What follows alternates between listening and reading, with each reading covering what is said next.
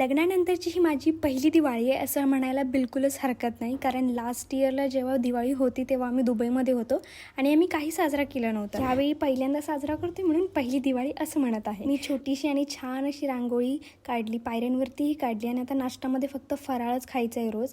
आज मी साडीही नेसली होती, ही नवीनमधली नाही आहे, तर जुनीच आहे, पण पडून पडून खराब होतील म्हणून मी म्हटलं की चला आज वेअर करूयातच. ब्लाऊज टोचतात म्हणून मी घालत नाही मोस्टली, पटकन आवरून घेतलं, जास्त काय नाही आवरलं. आणि हे आज थोडा शृंगार पण केलेला आहे, म्हणजे जास्त काय नाही, बँगल्स वगैरे घातले, कानातलंही सोन्याचं घातलं होतं. त्यानंतर ऋषीकडे गेले त्याला ओवाळायला. त्याने आधीच आंघोळ करून वगैरे घेतली होती, फक्त म्हटलं की ओवाळूया. पहिलंच त्यानं गौरीने आंघोळी घातली होती, त्याला ओवाळलं. त्यानंतर देवांशला, हार्दिकला वगैरे ओवाळलं आणि त्यानंतर आमचं फोटो सेक्शन चालू झालं.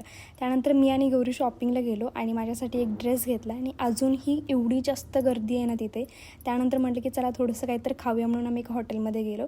तिथं पहिलं तर पावभाजी घेतली, त्यानंतर आम्ही कॅडबी वगैरे घेतली आणि फक्त आम्हीच नाही खाल्लं तर थोडंसं टेबलला पण सारलं. तुम्ही बघू शकता कसं आम्ही सांडले. आम्ही नाही सांडलेलं, एक छोटंसं बाळ होतं तिथं, त्याच्यामुळे थोडीशी कॅडबी सांडली.